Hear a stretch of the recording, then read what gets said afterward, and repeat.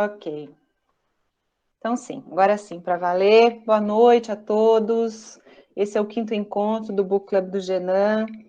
Que bom que a gente pode estar junto nessa iniciativa de fazer com que as obras literárias concedam, né, para nós esse acolhimento, essa organização, essa estrutura no caos que tem sido a nossa vida durante essa pandemia, né? Hoje a gente está aqui com alguns convidados muito especiais,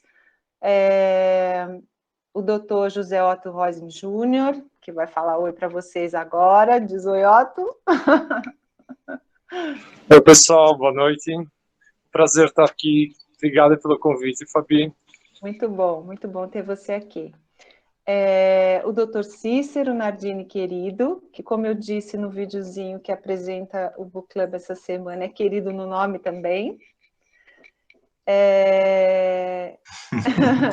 Obrigado, Fabi. Prazer estar aqui com vocês. Muito bom, né?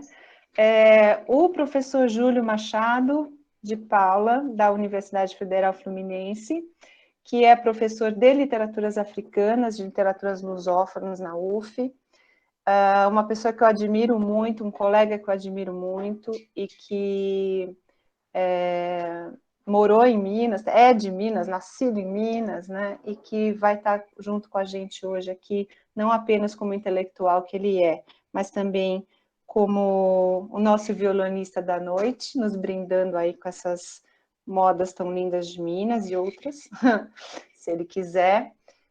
E a presença da Ariadne Catarina dos Santos. Cadê o Júlio que não falou oi pra gente? O Júlio é tão... Cadê ele? Tudo bem, gente. E a Ariadne Catarina dos Santos, que é egressa do Programa de Estudos Comparados, minha ex-orientanda, mestre em Estudos Comparados de Literatura de Língua Portuguesa, e que fez um trabalho de mestrado que acabou de defender no final do ano passado, né, a respeito da Estela do Patrocínio, mas que para compreender a questão do discurso da loucura, né, na Estela,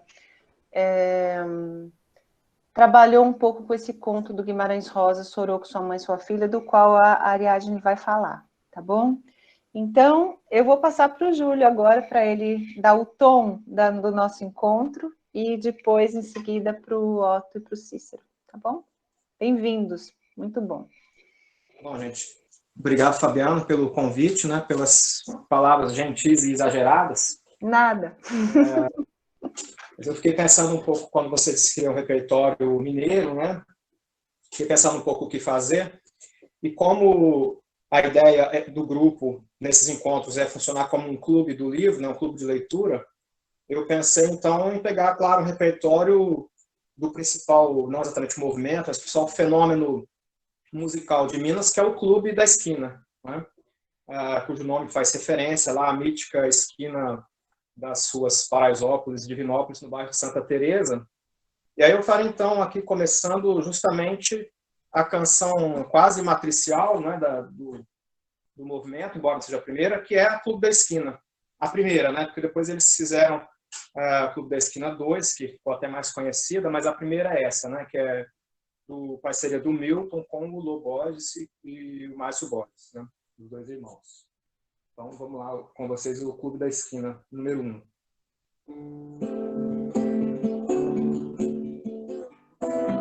Noite chegou outra vez, de novo na esquina os homens estão, todos se acham mortais, dividem a noite, a lua e até solidão. Neste clube a gente sozinha se vê, pela última vez à espera do dia, naquela calçada fugindo pra outro lugar. Perto da noite estou, o encontro nas pedras, encontro de vez. Um grande país eu espero do fundo da noite chegar. Mas agora eu quero tomar suas mãos, vou buscar onde for bem até a esquina. Você não conhece o futuro que tenho nas mãos. Agora as portas estão todas se fecharam.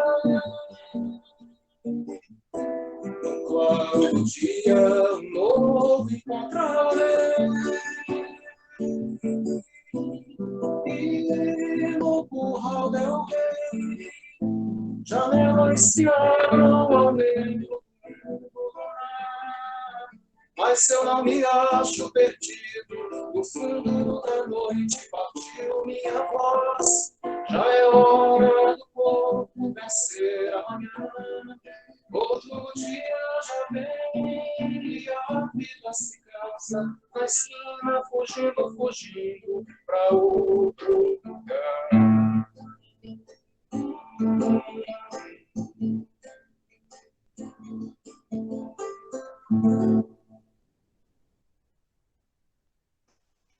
Muito bem.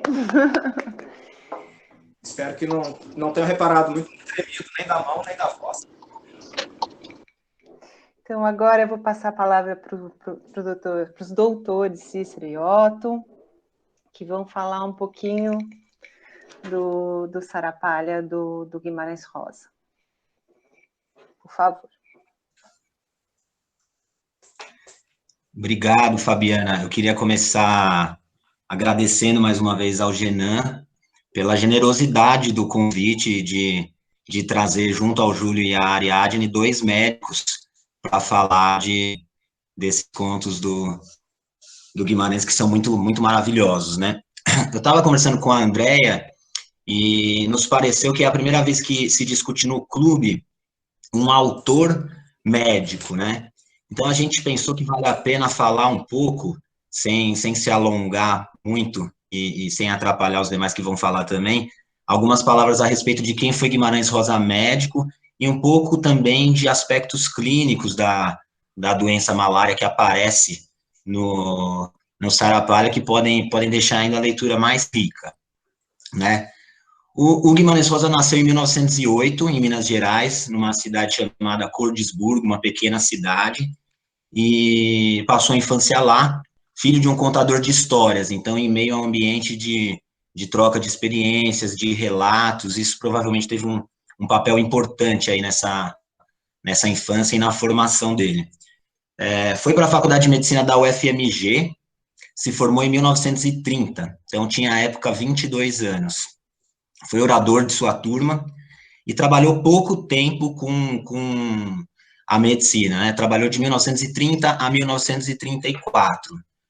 Com certeza não é necessário e nem suficiente fazer faculdade de medicina para se tornar um grande escritor, mas alguns traços dessa experiência dele como médico aparecem em sua obra, e ele fala também dessa importância numa entrevista que ele concede mais tarde na sua vida, em 1965, para um jornalista alemão. Nessa entrevista, em 1965, eu quero ler só uma passagem para vocês. O Gunther Lorenz, que é o entrevistador, conversando com Guimarães a respeito de sua biografia, faz uma pergunta para ele, fala assim: em sua vida você passou por uma série de etapas muito interessantes, até mesmo instrutivas. Estudou medicina e foi médico, participou de uma guerra civil, chegou a ser oficial, depois diplomata. Deve haver ainda outros fatos, pois estou apenas citando de memória. E aí o Guimarães Rosa responde: chegamos novamente ao ponto que indica o momento em que o homem e sua biografia resultam em algo completamente novo. Sim, fui médico, rebelde, soldado. Foram etapas importantes de minha vida, e a rigor, essa sucessão constitui um paradoxo. Como médico, conheci o valor místico do sofrimento. Como rebelde, o valor da consciência. Como soldado, o valor da proximidade da morte.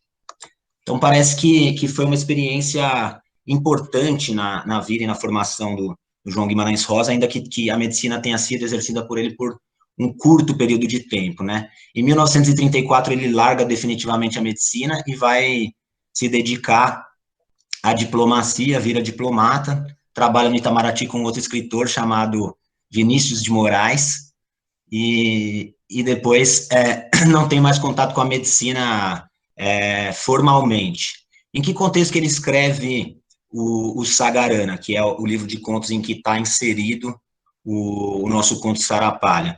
Ele começa a escrever o Sagarana em 1937, termina de escrevê-lo, mas Sagarana só vai ser publicado com esse título em 1946. Inicialmente o livro se chamava Cesão, que é uma questão interessante também, porque Cesão é um dos sinônimos da malária. Ele chega a apresentar esse livro em um concurso de contos, ganha o segundo lugar, e a curiosidade é que entre os jurados do concurso estava um outro conhecido sujeito chamado Graciliano Ramos, né, entre os jurados desse concurso. Mas a publicação só se vai dar em 1946, lá para frente. E é interessante ele falar que escreve o Sagarana e que escolhe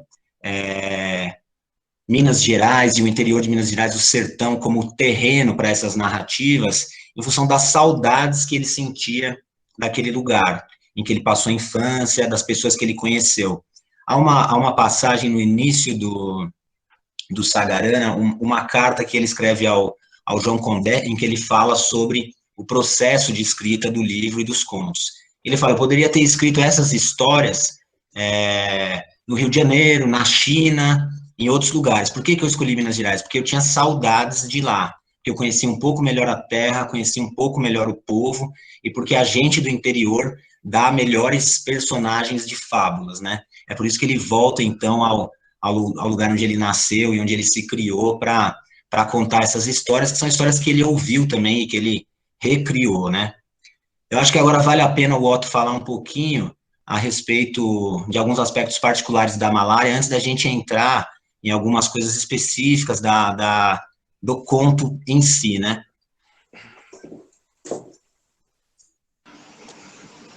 Obrigado, boa noite a todos. No conto, esse conto ele tem um narrador em terceira pessoa, que é onisciente, embora o conto trate de uma história de amor, ou talvez de ciúme, dois personagens principais, ele tem um outro personagem que é a malária, né? E todo o conto gira em torno disso, né? E a malária é uma doença infecciosa, que é um problema que nessa época afligia, como nós vamos ver logo na introdução do conto, devastava, né, várias comunidades. E, bom, a malária é causada por um parasita, é uma doença muito antiga, origem provavelmente africana, e desde a colonização inicial do Brasil já tem registros, do século XVI, e nessa época, no final do século XIX, ela estava espalhada por todo o Brasil, né, e no mundo como um todo. E no início do século XX, chegava a ter metade da população infectada pela malária. E o controle da malária, ele teve uma série de dificuldades, porque o conhecimento que se tinha a respeito da doença, ele ainda era um conhecimento baseado na teoria miasmática, né? Então, os fluidos, os miasmas, o ar, né? O próprio nome maler, do italiano, já dava o tom de que a doença poderia ser um desequilíbrio, um problema do ar, muito ligado aos pântanos, à água parada. Então, nessa época, o conhecimento popular ainda não tinha se apropriado da origem da doença como sendo da infecção pelo parasita, pelo plasmódio. E isso na década de 40, né, nessa época em que o conto foi escrito, já havia esse conhecimento dos parasitas, mas isso ainda estava aos poucos entrando nessas comunidades do interior. No início do conto, logo nos primeiros parágrafos, ele já dá um sinal, né, uma localização geográfica. Se puder passar, Fabi, as duas figuras do mapa, onde fica. Eu vou ler esse início aqui do trecho. Tapera de Arraial, ali na beira do rio Pará, deixaram largado um povoado inteiro. Casas, sobradinho, capela, 3 vendinhas, o chalé e o cemitério. E a rua sozinha e comprida, que agora nem é mais uma estrada, de tanto que o mato a entupiu. Ela veio de longe, do São Francisco. Um dia tomou caminho, entrou na boca aberta do Pará e pegou a subir. Cada ano avançava um punhado de léguas, mais perto, mais perto, pertinho, fazendo medo no povo, porque era a cisão da brava, da tremedeira que não desamontava, matando muita gente. Então, isso já dá o tom dessas comunidades arrasadas, esvaziadas e até decadentes, né? Então, a malária subindo, se espalhando, e a população morrendo ou fugindo, né? E é interessante no conto também, porque no conto nós percebemos dois tipos de saberes, né? Então, tem vários elementos do conto que apontam um conhecimento técnico que o Guimarães trazia com a sua experiência de médico, e que já mostram os sintomas e características próprias da malária, né? E junto disso, um conhecimento, né, toda essa conexão que ele faz do conhecimento popular, e nós vamos ver isso muito bem em alguns trechos aqui, como eu vou citar para vocês. Embora ele já estivesse trazendo esse conhecimento de que o parasita causava doença, num trecho aqui, o Primo Argemiro lembra o relato do médico que a malária não era nem causada pelas frutas, nem da água, e sim dos mosquitos. Então, abre aspas, escuta, Primo Ribeiro, você lembra de quanto o doutor deu a despedida para o povo do povoado? Ele juntou a gente, estava muito triste, e falou, não adianta tomar remédio, porque o mosquito torna a picar, todos têm de se mudar daqui, mas andem depressa, pelo amor de Deus. Então, ele já dá sinal de que o mosquito era causador da malária.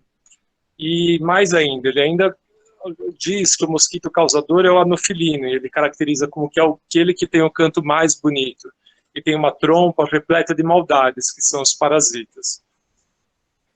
Continuando em outro trecho,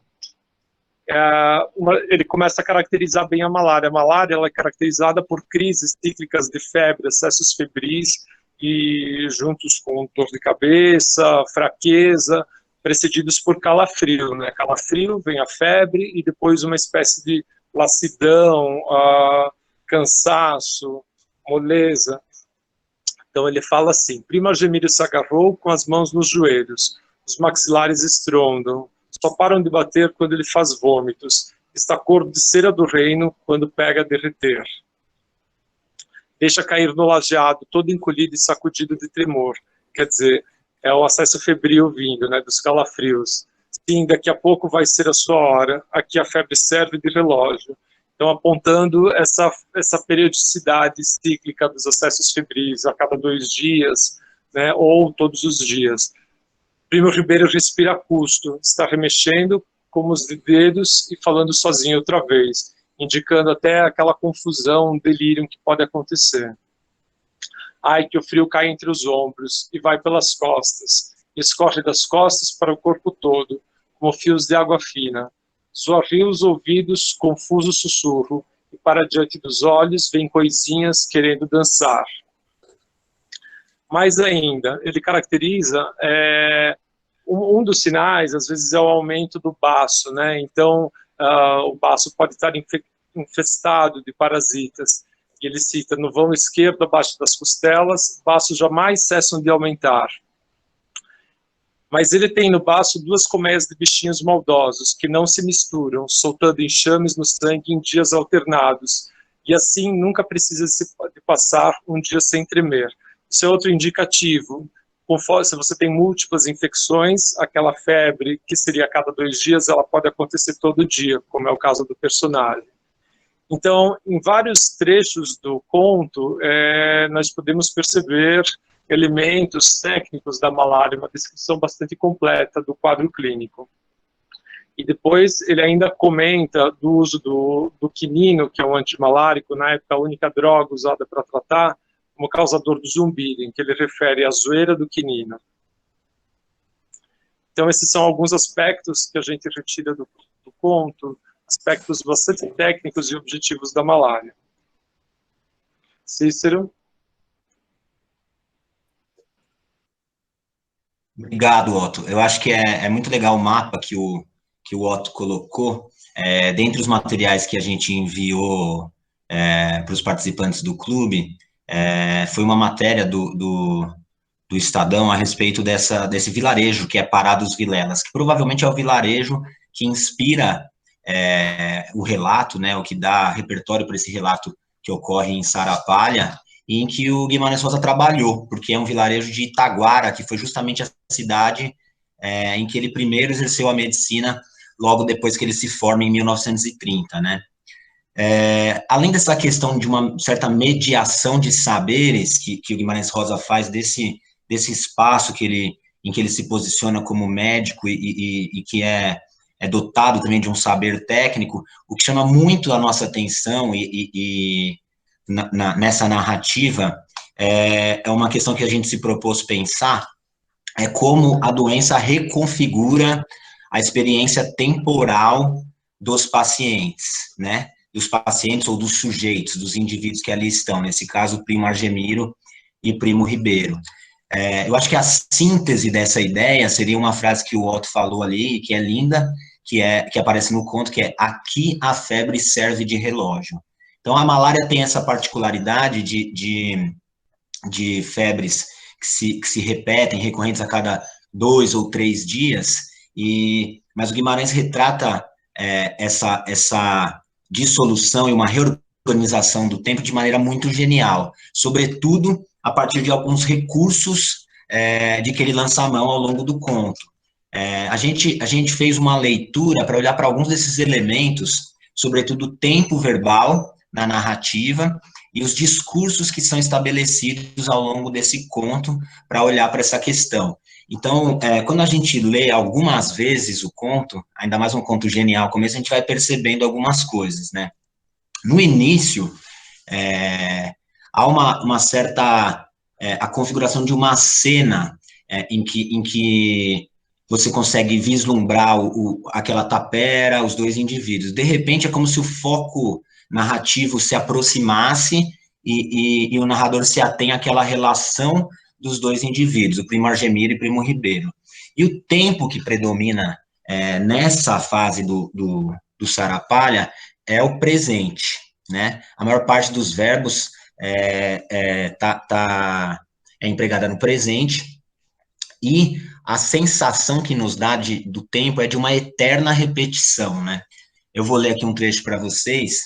Então, o trecho é o seguinte: de há muitos anos, dia tras dia, tem a hora do perdigueiro dormir ali perto e a horinha do perdigueiro sacudir as orelhas, que é o momento de Primo Ribeiro dizer: vida melhor do que a nossa, para Primo Argemiro eternamente responder: é sim.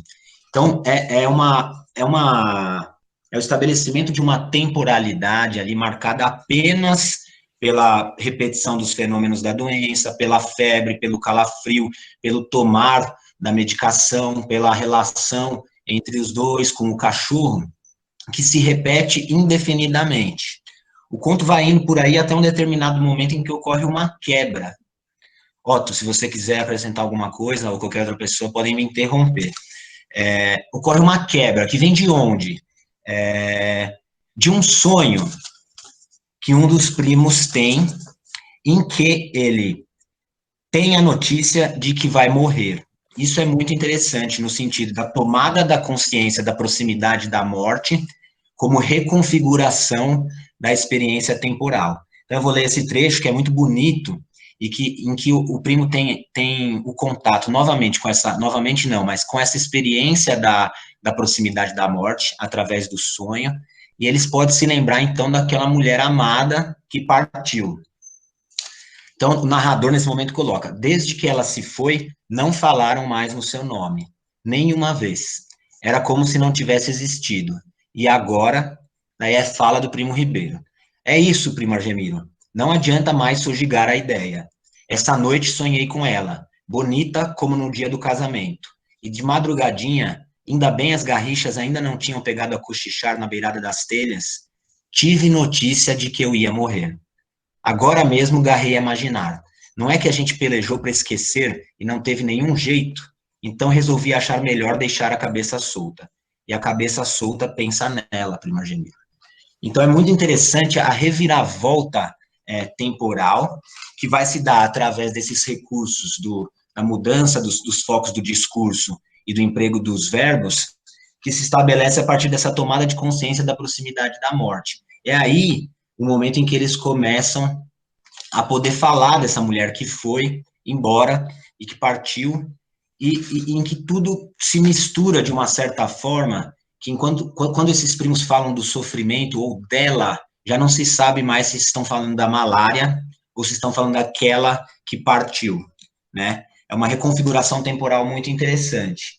Então, eles começam a lembrar, e o interessante é que depois, quando o primo Argemiro começa a lembrar, o tempo fica novamente bem definido, e predomina o passado. Então, naquela alucinação que a doença traz, ele pensa, que bonita, o boiadeiro tinha ficado 3 dias na fazenda, com desculpa de esperar outra ponta de gado. Não era a primeira vez que ele se arranchava ali, mas nunca ninguém tinha visto os dois conversando sozinhos. É uma definição temporal, uma precisão temporal, 3 dias o boiadeiro tinha ficado, de uma lembrança que é uma precisão que não aparecia pouco tempo antes nessa eterna repetição dos fenômenos da doença, né? Lembra um pouco um trecho do Grande Sertão Veredas em que o Riobaldo fala, tem horas antigas que ficaram mais perto da gente do que outras de recente data. Então, essa lembrança que se reorganiza de uma forma que não tem a mesma sequência temporal que o tempo cronológico, né? Otto, não sei se você quer colocar alguma coisa com relação a isso. É isso mesmo, nessa percepção de que a morte está próxima, né? Eles estão muito decrépitos, doentes, e os acessos, cada ele tem essa visão da mata, então a oportunidade para reconfigurar tudo, dar o sentido da sua vida. Afinal, o que eles estavam... A vila já estava toda vazia, só sobravam eles e a velha preta e o cachorro, Giló. Então, o que eles estavam fazendo lá? Esperando a morte, esperando a amada voltar. Então, essa era a oportunidade para ressignificar tudo, né? E por isso ele entra começa a criar aquela coragem para revelar, né, aquilo que estava preso, né, afinal, no caso o Argemiro, o que ele estava fazendo lá. Então ele revela ao primo dele que ele também era apaixonado pela prima, e isso daí desencadeia todo o final, aí, o grande final e a cena de ciúme, né, na honra da desonra, né, muito mais importante do que a companhia do outro. Então, acho que essa oportunidade, essa percepção de que o fim está se aproximando, é o que reconfigura tudo e a temporalidade deles, e é isso. Eu acho muito bacana, da perspectiva de um profissional de saúde, porque a gente costuma falar bastante disso, né? No início da nossa formação, a gente é ensinado a tirar uma história, né? Que seria obter uma anamnese. A gente não é bem ensinado a ouvir uma história, mas a gente é bem ensinado a tirar uma história. E frequentemente a gente se frustra em um sentido de que a gente está esperando a história natural da doença, a história natural da malária e das células vermelhas que rompem e geram febre de tanto em tanto tempo, e da esplenomegalia, que é o aumento do baço. Mas o doente vai nos contar uma outra história, que é essa temporalidade que o primo Argemiro e o primo Ribeiro estão vivendo ali. Então a gente pergunta, Dona Maria, há quanto tempo a senhora tem essa dor? Ela vai falar, doutor, tem tempo já, viu? Mas quanto tempo, Dona Maria? Uma semana, um mês? Eu ainda era casada quando essa dor começou. Então, a narrativa que o paciente coloca em cena, no encontro clínico, não é a narrativa cronológica da doença, mas a narrativa de sua própria experiência. E a literatura como, especialmente a literatura de um cara genial como João Guimarães Rosa, ela é muito rica no sentido da gente poder ressignificar essas experiências, né? Eu acho que uma outra coisa que é muito interessante, tentando não tomar mais do nosso tempo aqui, porque a Ariadne ainda vai falar também, no meio da história, no meio mais pro fim, na verdade, eles já estão em suas alucinações, o fim está se aproximando, o primo pede para o outro contar uma história. É muito interessante como o primo, eu sempre me confundo com relação ao primo Argemiro ou o primo Ribeiro. mas o primo Argemiro pede para que o primo Ribeiro conte de novo a história da mulher que fugiu rio abaixo com o moço bonito. Mas acaba de contar a história, primo. É tão triste. Não faz mal, conta. Então, quando os dois estavam fugindo na canoa, o moço bonito, que era o capeta, pegou na viola, tirou uma toada e começou a cantar. E aí ele canta, e o primo pede para ele cantar. Aqui é muito interessante como, em meio àquele sofrimento, ele conta uma história, que é uma história conhecida, que os dois já conhecem, e que é triste, mas que lembra a história de abandono que eles vivenciaram também, porque ambos gostaram dessa mulher, né? Eu tô vendo que o que a Tatiana está colocando aqui, que é justamente isso, a narrativa que cura, ou essa reorganização da experiência, essa ressignificação da experiência do amor, ou do abandono, ou do adoecimento, ou da dor, que se dá através de contar essa história, ou de cantar essa história, né? Eu acho que, não sei se o Otto tem mais alguma coisa para dizer, dentro do tempo que a gente se propôs a falar, era basicamente isso. Tudo bem, Otto? Tem alguma coisa? Tudo bem. É isso mesmo. É muito bonito, né? A gente pode comentar mais depois, mas eu queria pegar esse gancho, então, do moço bonito que tocava moda de viola, né? E ler a epígrafe do Sarapalha, que diz assim, é uma cantiga, né? A indicação, a referência diz o trecho mais alegre da cantiga mais alegre de um capial de Beira-Rio, que diz assim, canta, canta, canarinho, ai, ai, ai, não cantes fora de hora, ai, ai, ai, a barra do dia aí vem, ai, ai, ai, coitado de quem namora. E vou abrir para o Júlio, de novo. Bom,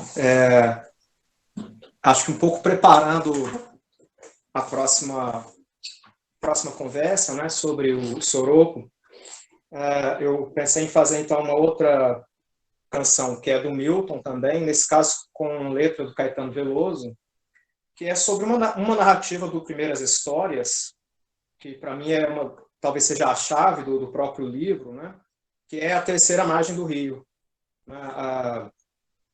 Há um vídeo sobre o Milton, que chama A Sede do Peixe, que, aliás, é uma expressão que eles tiram do Grande Sertão, e que tem lá uma cena dos dois, né, do Milton e do Caetano Veloso, explicando como é que nasceu a canção, né, depois eu posso até passar o link para vocês, e é bem interessante, né, porque o Milton fez a música já com um nome, A Terceira Margem do Rio, e o Caetano fez a letra, então, em cima da canção já com o nome. É uma coisa inacreditável como uma peça feita por duas pessoas separadamente, né? Um só fez a música, o outro só fez a letra, tenha se transformado numa canção tão orgânica como essa. É quase inacreditável que não tenha sido a mesma pessoa compondo ao mesmo tempo música e letra, né? Bom, então é a terceira margem do rio. Vou dar uma colada aqui na letra, porque é um pouco fácil de errar nesse caso.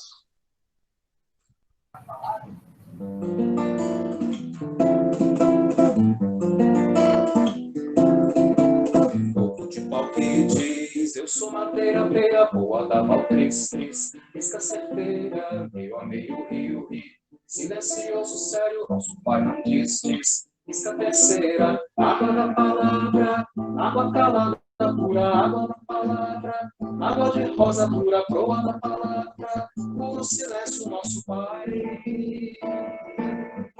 Meio a meio, rio, por entre as árvores da rio, por sob a risca da canoa, ouvi, o que ninguém jamais ouviu, ouvi, a voz das águas, asa da palavra, asa para da hora, casa da palavra, onde o silêncio mora, brasa da palavra, a hora clara, nosso Pai. Margem da palavra, entre as escuras, puras margens da palavra, clareirão dos cantora, rosa da palavra, e o Pai nobre, nosso Pai. Meio a meio, rio, por entre as árvores da rio, por sob a risca da canoa, rio, que ninguém jamais ouviu, ouvir. A voz das águas, asa da palavra, asa parada agora, casa da palavra. Onde o silêncio mora, brasa da palavra, a hora clara, nosso Pai. Hora da palavra, quando não se diz nada fora da palavra, quando mais é pra fora, fora da palavra, e o Pai nome nosso Pai.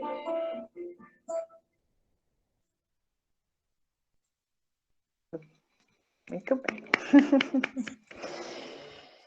Então, de margem em margem da palavra, nós vamos passar agora a palavra para a Ariadne Catarina Santos, que vai falar então desse outro conto, de um outro momento do Guimarães. Obrigada, Júlio, foi lindo. Mas depois a gente junta tudo no final, tá bom? Ariadne. Boa noite, pessoal. Primeiro eu quero agradecer à professora Fabiana pelo convite, ao Genan, a Andréia, que organiza tudo muito bonitinho, super organizado. Muito obrigada.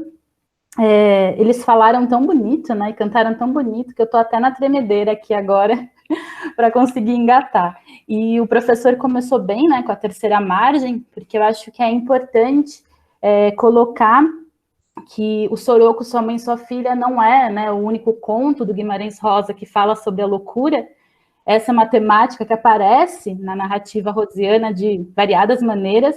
Terceira margem é um exemplo, né? A gente tem também a Darandina, a Menina de Lá, em que, de certa forma, essa temática está passando, né? E eu arrisco dizer, assim, que o Guimarães Rosa, de certa forma, ele aborda, né, diferentes aspectos da loucura, né, disso que a gente conhece como loucura, e que, como disse Foucault, circula, né, entre extremos, né, da marginalidade até a genialidade. Eu acho que o Guimarães Rosa, como médico, né, e como uma pessoa que pensa muito social, consegue fazer essa brincadeira com os diferentes aspectos, né, desse termo que a gente usa tanto. E aí ele tira, né, ele mostra um pouco da indeterminação desse termo, né, saindo um pouco dessa categoria médica mesmo, né, da doença psiquiátrica, e colocando ela numa abrangência mais de uma construção histórico-social. E aí, só para citar algumas frases, né, que ele tem, que fala aí sobre a loucura, né, no Recado do Morro ele fala, cada um é doido da sua banda. E aí também a gente tem no Meu Tio e o Areté, onde ele fala, Messê tá doente, Messê tá variando, Messê tá ficando doido, né, e aí a gente tem várias ideias que o Guimarães Rosa vai trabalhando com a noção de loucura, principalmente essa noção do variar, né? A gente é aquele sujeito que está variando, e o louco está ali variando. Esse conto, né, que eu vou abordar, o Soroco, Sua Mãe, Sua Filha, ele está no livro Primeiras Histórias, né? Eu estou aqui com essa edição, não sei se dá para ver, que traz uma casinha bem típica no sertão, nos Gerais, né, que é o cenário de muitas das obras aí do Guimarães.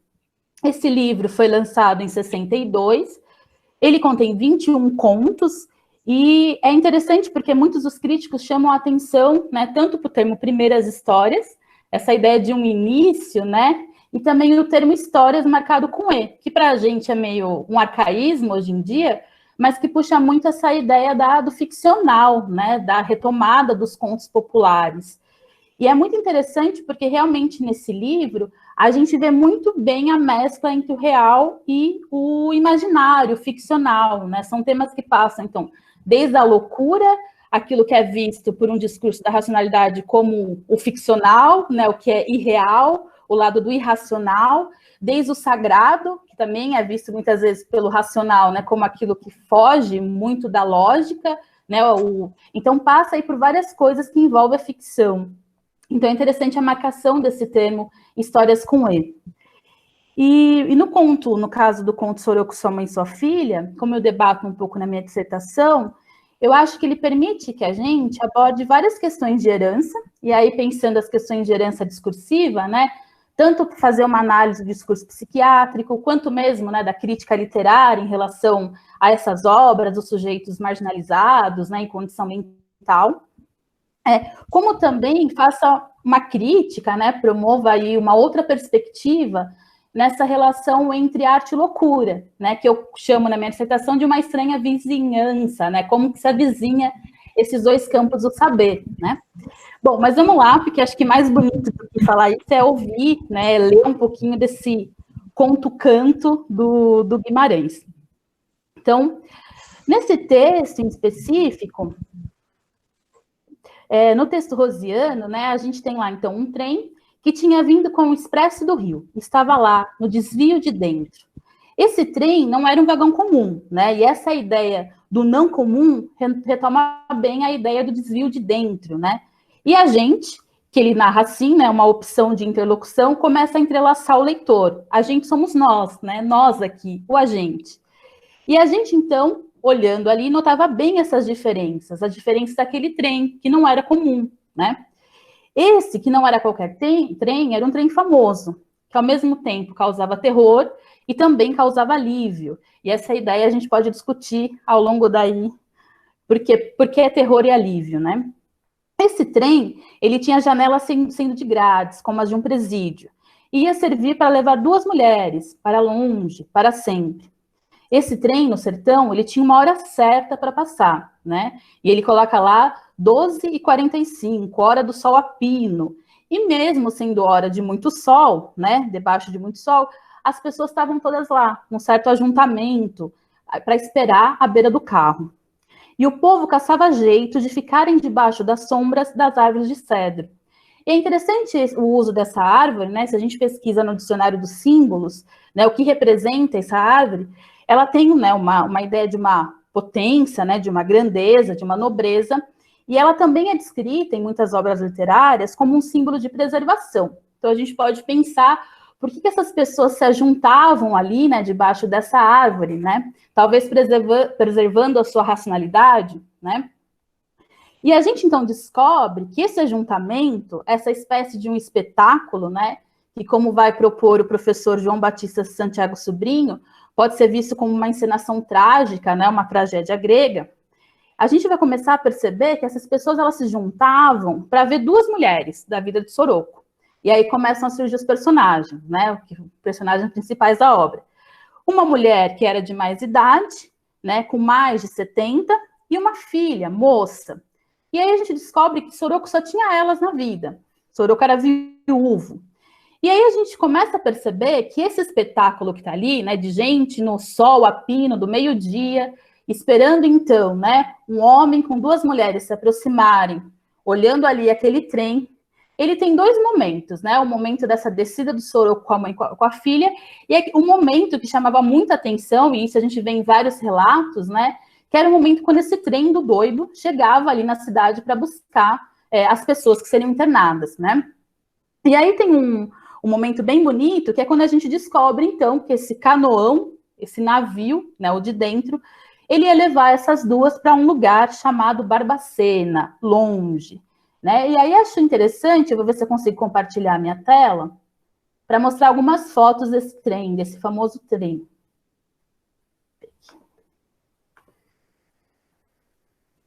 Vocês estão vendo, será? Tá pequenininho, né? Não? Aqui. Vamos ver se vai. Foi agora? Ainda não. Agora sim. Agora sim, então. Então, aí a gente tem um exemplo, né, do trem, do famoso trem de doido, né, na estação de Barbacena. Então, era esse trem que estava ali chamando a atenção desse ajuntamento de gente, né, desse pessoal que estava embaixo da árvore esperando o Soroco, sua mãe e sua filha descer. Vamos ver se eu tenho mais uma aqui. Eu acho que ela ia passar, mas ela não vai passar. Então, aqui mais uma foto. Vamos ver se vai abrir. Mais uma foto da estação. Abriu para vocês? Abriu. Então, a gente tem aí esse canoão do seco, né, esse navio, que é bastante representativo de um termo que Foucault vai usar bastante, que é o termo da nau dos loucos, né, que é um termo que vai aparecer na literatura, né, e nas artes no geral, de diversas maneiras. E vai demonstrar, de certa maneira, essa ideia de um caráter, de um não lugar do louco, né? Então, o louco é aquele que está numa nau, né, jogado no mar, né, sem um lugar fixo, né, sem um lugar de ancoragem. E essa ideia da nau do louco, que aparece aí nesse navio, né, o navio do seco, o navio aparece em diferentes abordagens, né, de poemas, imagens. Está aparecendo para vocês quando eu mudo? Sim, perfeito. Né, então, essa é mais uma representação. Essa daqui também está de cabeça para baixo. Essa é um pouco mais moderna, né, da representação dessa nau dos loucos. Então, é interessante que quando a gente pensa, então, nessa nau dos loucos, a gente já começa a criar todo esse cenário que se constrói, então, muito presente ali na narrativa mineira sobre o Hospital de Barbacena, né, que é um hospital que a gente sabe tem uma história bastante trágica, né, uma cidade que vai ganhar ali a alcunha de Cidade dos Loucos. Vou interromper aqui o compartilhamento para mostrar uma outra foto. E que vai ser um lugar, como o próprio Guimarães vai colocar, um lugar longe, né? E ele faz questão de colocar que lugar para os pobres é ainda mais longe, né? E aí a gente tem uma obra muito interessante para a gente também pensar a questão do Hospital de Barbacena, a Cidade dos Loucos, que é esse livro aqui, né, O Holocausto Brasileiro, da jornalista Daniela Arbex, que em 2013, se não me engano, muito bem, em 2013 conseguiu, né, reunir muitos documentos, né, e fazer essa obra que eu posso dizer que é uma obra importantíssima, né, tanto no sentido histórico, de resgate desses documentos, como mesmo no sentido literário, artístico, né. Então, é uma das primeiras obras que a gente tem, assim, no Brasil, de recolher depoimentos, né, de pacientes psiquiátricos e fazer um resgate documental. Então, esse hospital, né, é um hospital que tem uma história um pouco trágica, né, assim como o hospital, a Colônia Juliano Moreira, a gente vai ser visto como cidade dos loucos, cidade dos rejeitados, dos excluídos, em que a gente tinha, né, um movimento psiquiátrico bastante conservador e tradicional, né, e, assim, uma série de questões em relação ao tratamento, né, desde o uso excessivo de eletrochoque, né, então quem ia para esses hospitais recebia um carimbo, né, de que nunca mais sairia de lá, né, caso a Estela do Patrocínio, né, para alguns que conhecem, que ficou na Colônia Juliano Moreira. Então, são hospitais com uma história muito trágica, né, e que está ali, que faz parte, de certa forma, do imaginário daquela população, retomado, então, pelo Guimarães Rosa.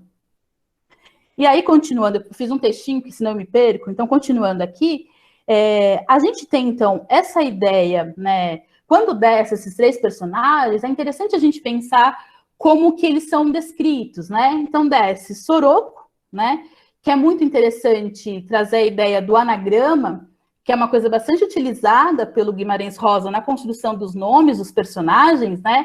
Então, ele brinca ali muitas vezes, né, com os nomes. E esse anagrama, né, a gente percebe na palavra Soroco, a própria palavra oco, né, uma ideia da solidão ali, do oco, daquilo que está vazio. Assim como a gente pode pensar, como vai, né, propor o pesquisador Fábio Roberto Rodrigues, a ideia do socorro, ou também a ideia do soloco, ou soloco, né? Então, tudo isso que começa a aparecer nesse nome, então é aquele que a população está esperando descer, né?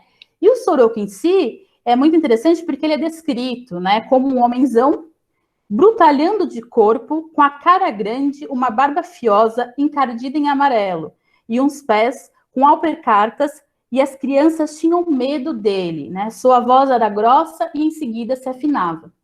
E dando aos braços, desce também, então, a velha mãe, né? Que estava só de preto, com ficho preto, né? Que tem dois modos, né? Parece que pode ser usado o lenço que se usava no ombro, mas também o lenço que se usava na cabeça, né? E ela batia com a cabeça nos dosimentes, né? Então a gente já começa a perceber uma característica aí dessas personagens. E é muito interessante porque essa personagem em si, ela é descrita, ela tá de preto, né? E a relação entre loucura e morte é um tema bastante abordado, principalmente por Foucault, né? O Foucault vai dizer que a loucura é o já está aí da morte, né?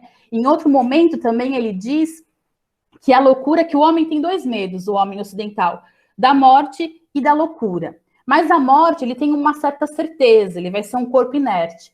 Enquanto na loucura, ele nunca sabe como vai acontecer, se vai ser um delírio espaçado, o que vai acontecer, né? Então, normalmente, o medo da loucura até se sobrepõe ao medo da morte, né? E é interessante que essa personagem, a mãe, apareça aí com essas características, né? De vestida negra, que depois vai ser retomada como uma ideia, né, de que é um enterro que está ali se esperando, né?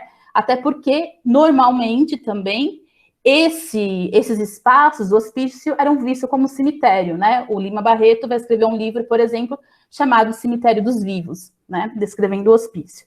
E a filha, que é uma outra personagem, então, que desce, né, com os olhos para cima, como espantalho, como Santos, e vinha toda enfeitada em seus esparates, né? Panos e papéis de diversas cores, uma carapuça em cima dos espalhados cabelos, enfunada em tantas roupas, tiras e faixas dependuradas, cantando uma cantiga que não vigorava certo. Então, a gente já tem aí um primeiro momento da filha que desce cantando.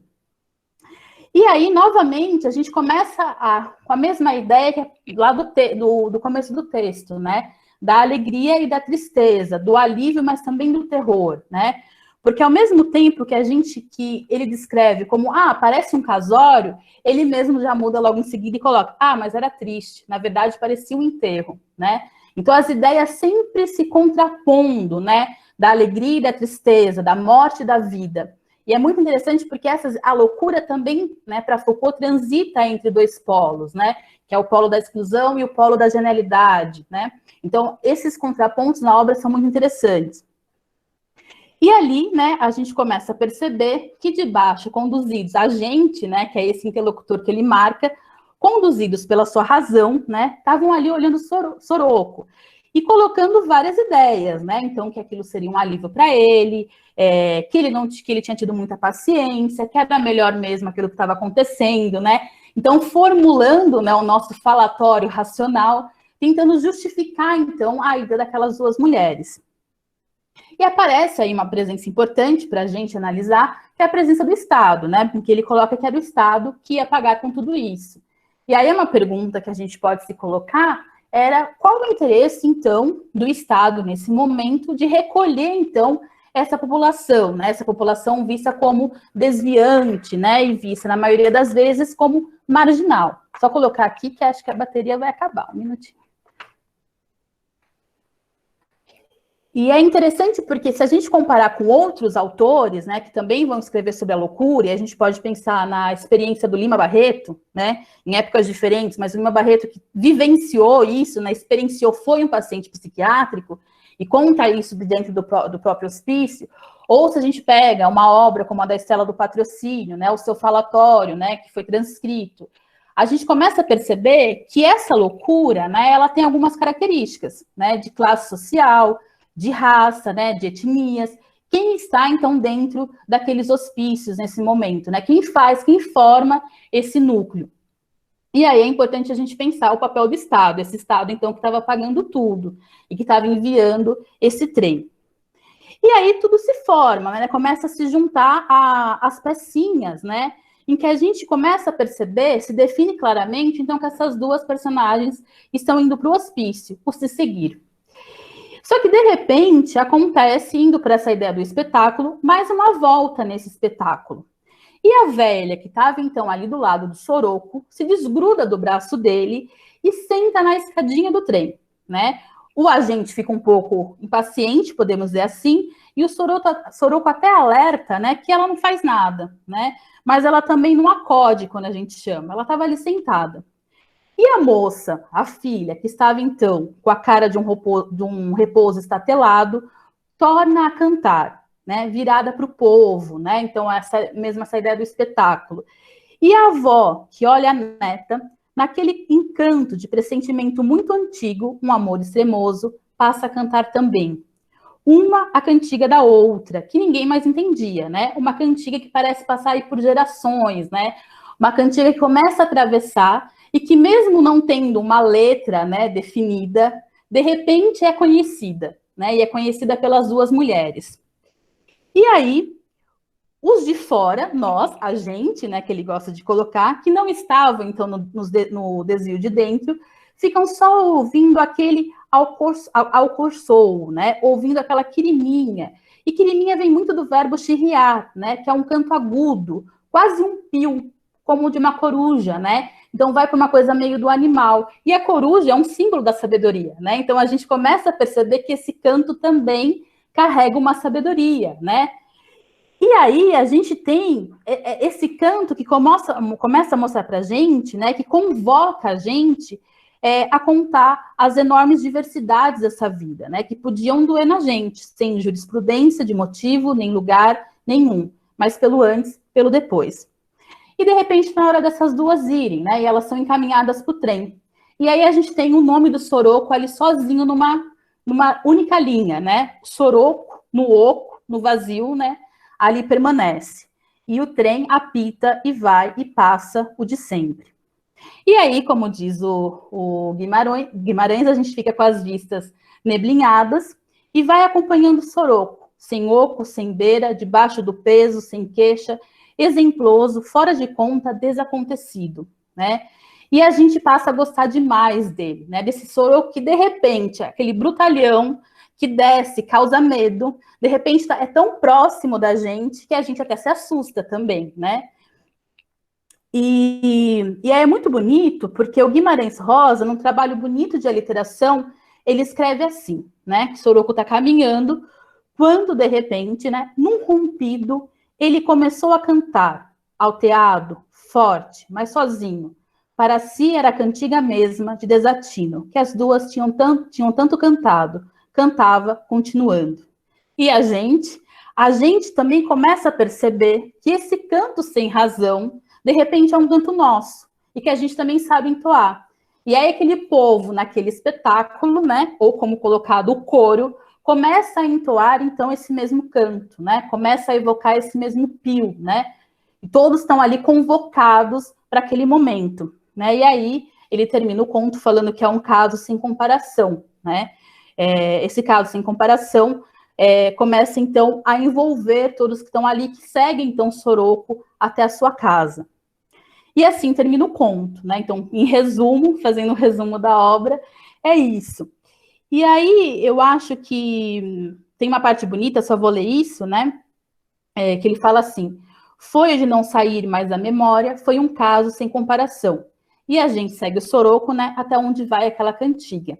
E acho que a partir daí a gente pode tecer algumas reflexões que eu vou mais querer debater com vocês, né, lançar como perguntas sobre tudo isso. Esse caso, né, sem comparação, que eu penso muito na relação entre as produções dos pacientes psiquiátricos, né, ele parece me discutir uma máxima importante, né, quando a gente pensa em crítica de arte, né, em crítica literária, que é: se vão os loucos, mas ficam os cantos, né, as suas produções, cujas interpretações entram em disputa em outro jogo de saber, né? Então, o discurso da loucura é sempre um discurso muito disputado. Já foi muito disputado pela clínica psiquiátrica, pela psicanalítica, né, todas as áreas da psicologia no geral, né, as diferentes frentes, e é também pela crítica literária, né, e é também pela crítica de arte, né? Só que muitas vezes esse canto está em disputa, mas o sujeito não participa dele, né? Como a gente viu, esses sujeitos, eles são mandados, né? Eles são excluídos, eles ficam à margem da sociedade, passam anos, a gente esquece, né? Por exemplo, da Estela do Patrocínio, a gente não tem documentos, né? Então os dados se perdem, né? O RG é rasgado, né? A identidade se perde, mas fica um canto, que depois a gente fica tentando trabalhar com ele, né? Esse canto também, de certa forma, que eu acho que o Guimarães coloca muito bem, ele demonstra muito de nós, né? Desse agente que se diz tão racional, mas que, de certa forma, também consegue cantar o mesmo canto que as duas mulheres, né? Também é perpassado por esse canto, também sente ali, de alguma maneira, a mesma coisa, né? Então, eu acho que é interessante pensar como que ele constrói esse jogo, né? Por isso que, para mim, esse conto, né, em trabalho com outros, o Guimarães Rosa, como médico, eu acho, conseguiu pensar numa dimensão da loucura que sai da clínica e vai para uma coisa mais também social, né, histórico-social, né, pensar as diferentes perspectivas com que a gente pode olhar para isso. Deixa eu ver se eu tenho mais alguma coisa que eu quero jogar para vocês. Eu acho que é isso, né? Eu até coloquei aqui uma fala da Estela, do patrocínio, para quem não conhece, é uma paciente psiquiátrica que ficou muitos anos internada e no momento na década de 80, né, com a reforma psiquiátrica, participou de umas oficinas artísticas, teve sua fala gravada, e no final de 90, suas falas foram transcritas em livro. E ela tem uma frase que eu acho muito, muito assim, emblemática, ela fala que o corpo dela virou esse ponto de estudo, né, esse ponto de categoria, né, então ela percebe ali que ela era usada para definir, né, para exemplificar algumas doenças mentais, né, e eu acho que é isso, né, a gente tem que pensar na questão desse sujeito, que muitas vezes é visto pela clínica médica como um ponto de categoria, um ponto de estudo, mas a reverberação que tem desses discursos, né, esse canto que, de certa forma, também está em nós, né, essa questão da racionalidade e daquilo que não é racional, e como esse canto permanece, né, essas produções permanecem. E aí eu queria colocar para vocês uma foto de um autor que pintou uma imagem bem bonita do Soroco, sua mãe e sua filha. Deixa eu compartilhar aqui. E depois colocar uma música de um grupo, né, do Centro Psiquiátrico do Rio de Janeiro, um grupo de pacientes, e compôs uma música também muito bonita, para pensar essa relação do sujeito, né, internado com o fazer artístico.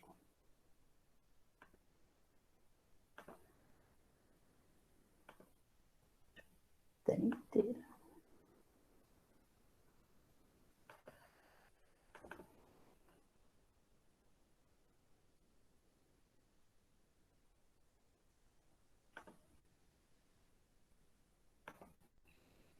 Está demorando um pouquinho hoje. Abriu para vocês?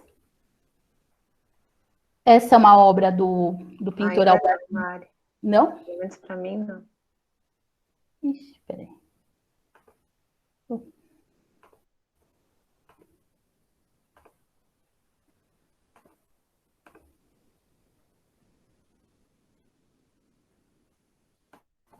Abriu agora, será? Agora está indo, sim. Sim. Sim? Então, essa é uma obra, né, do Alberto Messias. É bem interessante, né? A gente vê a figura do Soroco, né, nesse caso com, né, um semblante bastante sofrido. É bem interessante pensar, né, a parte de trás como um coro, né, que canta também, né, que depois vai se entrelaçar, né, na tragédia grega aí nesse canto. E a figura, né, da avó, que os cabelos brancos, né, e da neta, com esse olhar mesmo estatelado, né, cantando aí, extasiado. Então, essa é uma pintura que a gente tem aí da obra, né, uma tentativa de reconstrução. E eu quero mostrar agora uma musiquinha. Vou ver se eu consigo.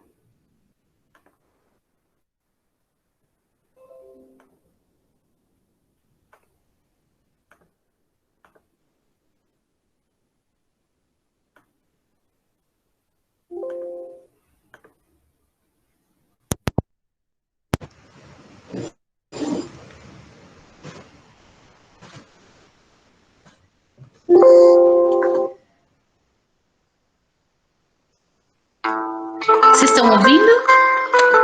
Tá ouvindo? Bom.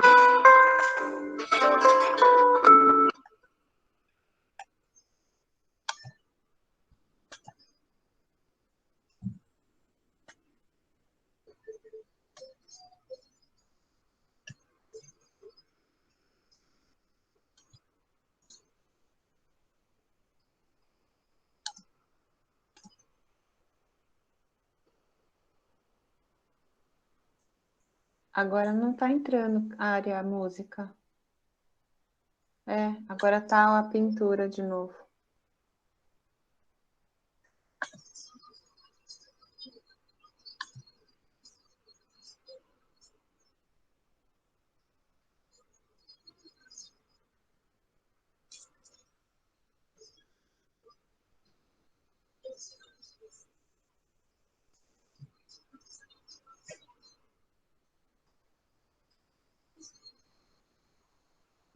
Não, por algum motivo não.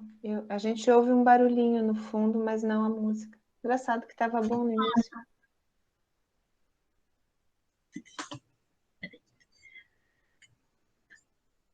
Bom, eu acho que a gente pode ir então para as perguntas, e aí depois eu posso mandar o link para compartilhar, acho que fica mais fácil. Tá bom, eu vou deixar o Júlio tocar, então. O Júlio toca. Obrigada, Ari, a gente já abre. Tá bom, Júlio?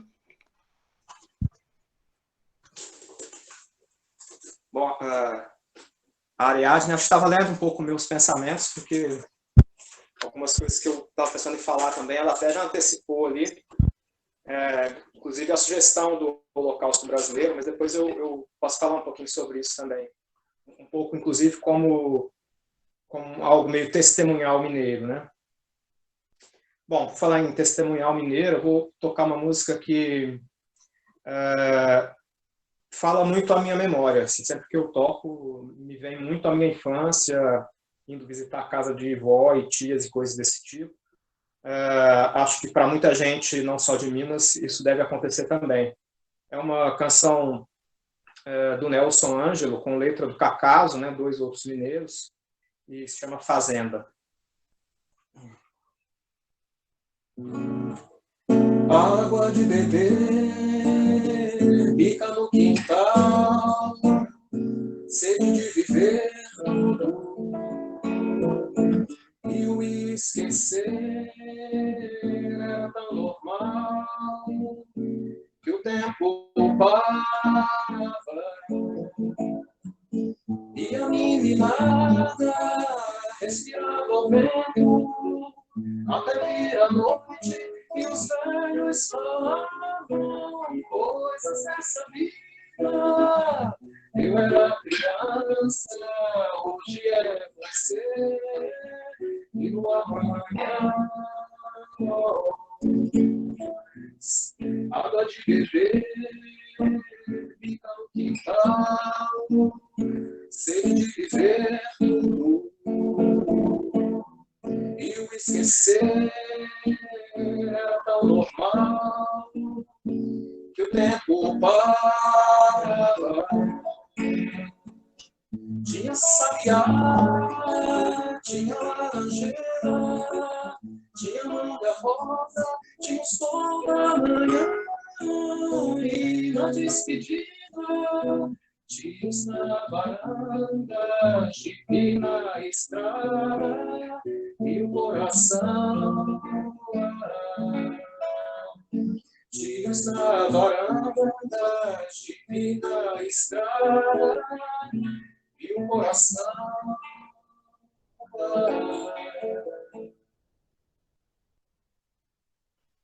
Muito bem. Lindo. Eu acho que a gente está viajando um pouco para lá hoje, né? A gente que está preso em casa está viajando um pouco para lá. Obrigada, Júlia. Antes de abrir a palavra para todos, para aqueles que quiserem falar, eu vou só colocar algumas coisas que eu pensei, né? Tem muitas questões, mas é bonito, né, Zé Ricardo? Eu queria dizer assim, a importância da gente perceber por que esses 2 textos estão com a gente hoje, né? Primeira coisa, interessante da gente saber que, por uma pura coincidência, essa semana é também uma semana rosiana, né? Não foi pensado esse book club a partir disso, mas nós estamos vivendo uma semana rosiana em que os grupos rosianos estão se encontrando, falando de Guimarães, né? Tem um pouco a ver com uma espécie de mês, uma tradição de se falar de Guimarães Rosa em julho, e um pouco uma coisa de mês de Guimarães Rosa que é também em julho, né? E aí, a ideia de trazer esses 2 contos foi no seguinte sentido, né, de como disseram o Otto e o Cícero no início, o Guimarães, apesar de ter tido a formação de médico, e a gente perceber essa formação na própria textura do texto do Guimarães, muitas vezes, são poucas as obras do Guimarães voltadas especificamente para a temática médica, né? As questões médicas, personagens, referências a doenças, referências a lugarejos acometidos por doenças, elas pontuam a obra do Guimarães, são bastante frequentes, mas a gente não tem uma obra sobre doença na obra do Guimarães Rosa, não existe uma obra sobre médicos na obra do médico Guimarães Rosa, né? Então, ter escolhido esses 2 contos para hoje foi uma coisa difícil, né? Para a gente poder falar, bom, a gente está querendo falar sobre doenças e onde na obra do Guimarães Rosa, se não forem pequenas referências ou trechos, a gente vai encontrar essas referências, né? E a gente encontra esses 2 contos. Então, acho que para a gente começar esse debate, essa conversa nossa, é muito bonito a gente perceber uma coisa que para mim é muito cara no Guimarães e que para mim denota a genialidade desse escritor, é de que ele não é um escritor, digamos assim, de um só método, né? De uma só linguagem, de um jeito só de fazer e de contar.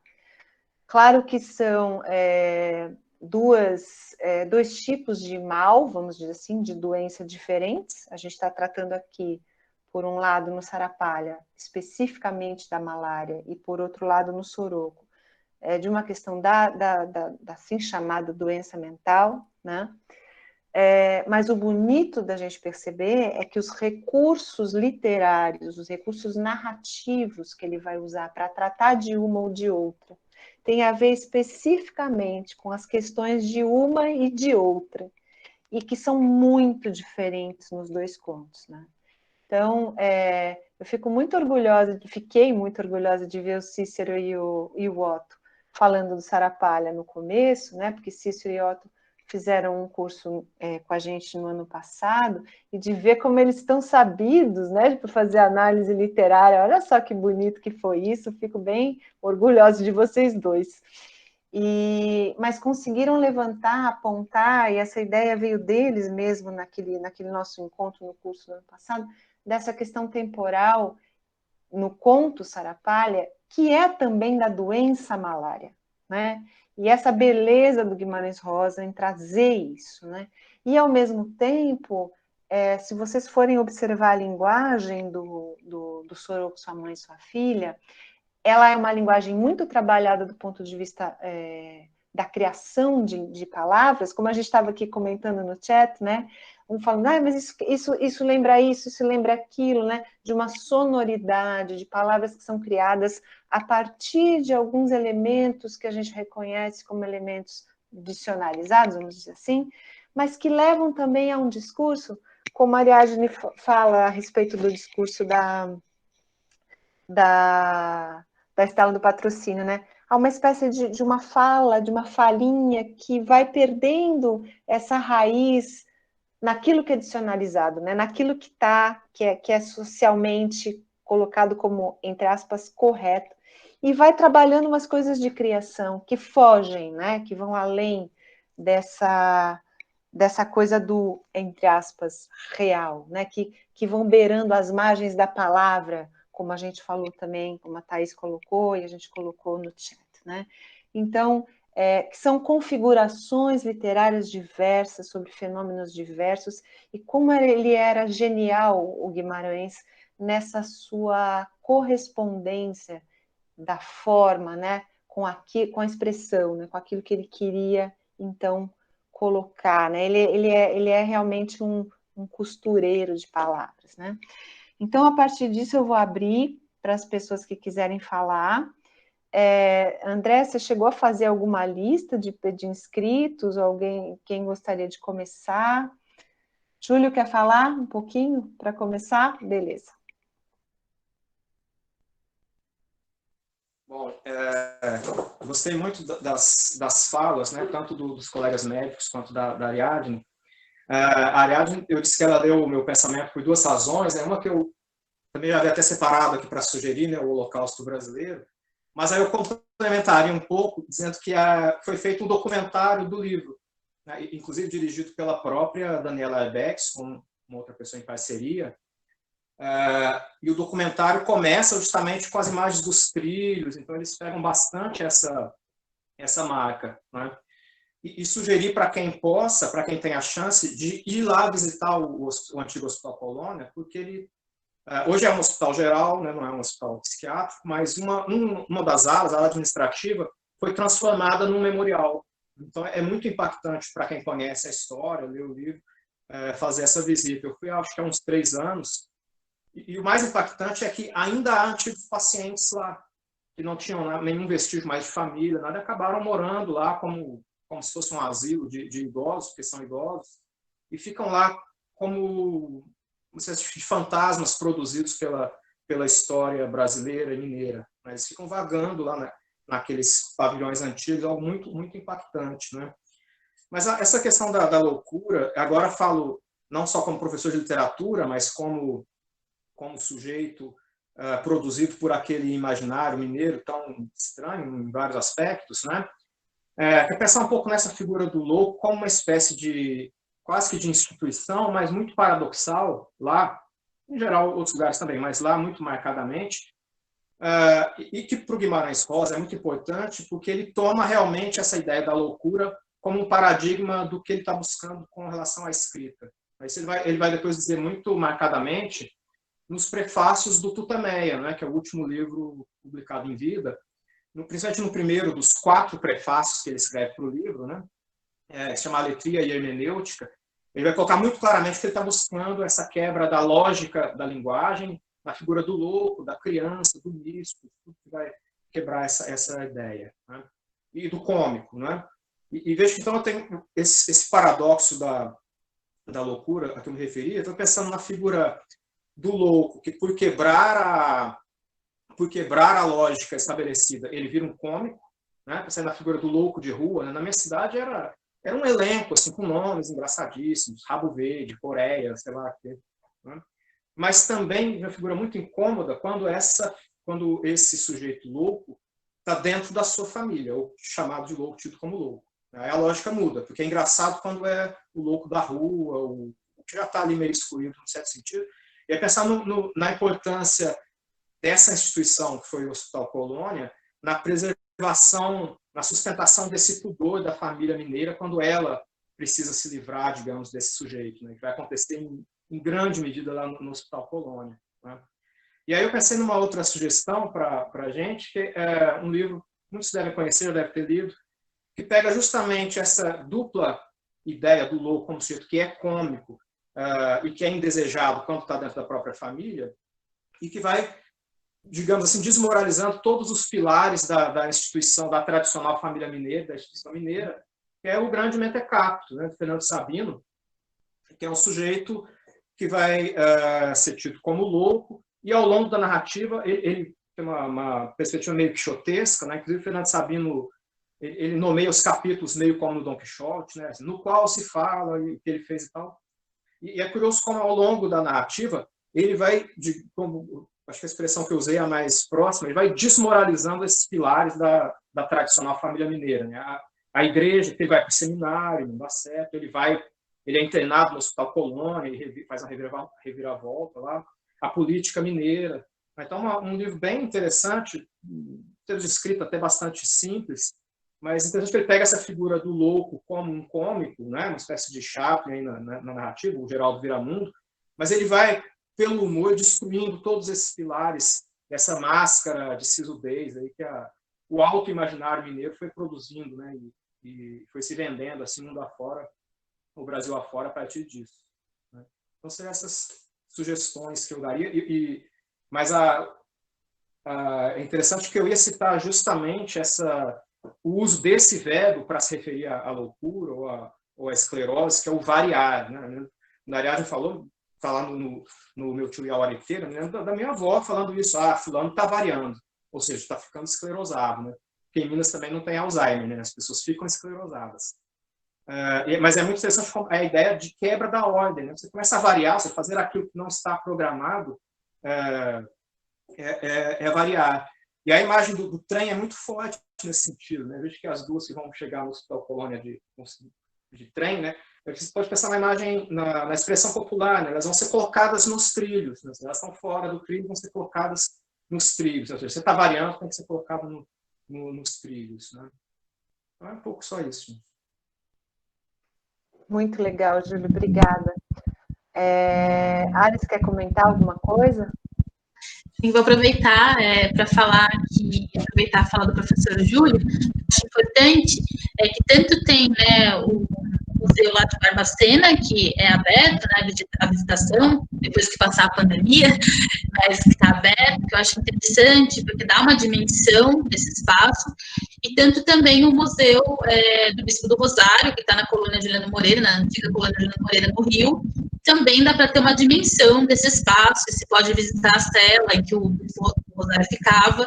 Acho que o Bispo foi citado aí na conversa, né, do chat, porque ele também está exatamente nesse lugar bastante complicado da estranha vizinhança entre arte e loucura, né? Ele foi colocado num lugar do grande artista plástico contemporâneo, né? Mesmo se aquilo que ele fazia para ele era uma ordem divina, né? De construir o mundo, né? Ele também está ali, né, nesse lugar complicado. E eu acho interessante colocar, como o professor colocou, ver o documentário Holocausto. Quando a Andréia me perguntou se eu queria indicar algumas coisas para os participantes, eu pensei, vou indicar, mas acho que depois, porque é um vídeo bastante pesado, né?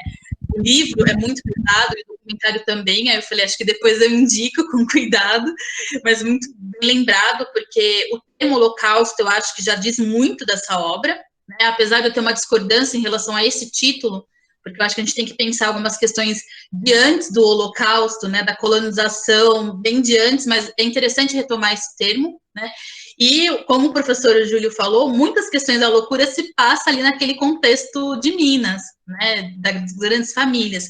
E aí a gente tem a Maura Lopes Cansado, que foi uma jornalista, uma escritora, tem um livro chamado Hospício a Deus, em que também ela vai contar ali a situação dela como interna, e é interessante porque aí é uma interna, né, como Lima Barreto, contando a própria condição dentro do hospício e lutando também para ter essa fala escutada, né. E outra obra que eu acho que dá para complementar muito é o famoso Alienista do Machado de Assis, né, porque aí também coloca uma outra questão, né, de quem está louco, o médico ou o doente, né, eu acho que isso complementa aí a discussão.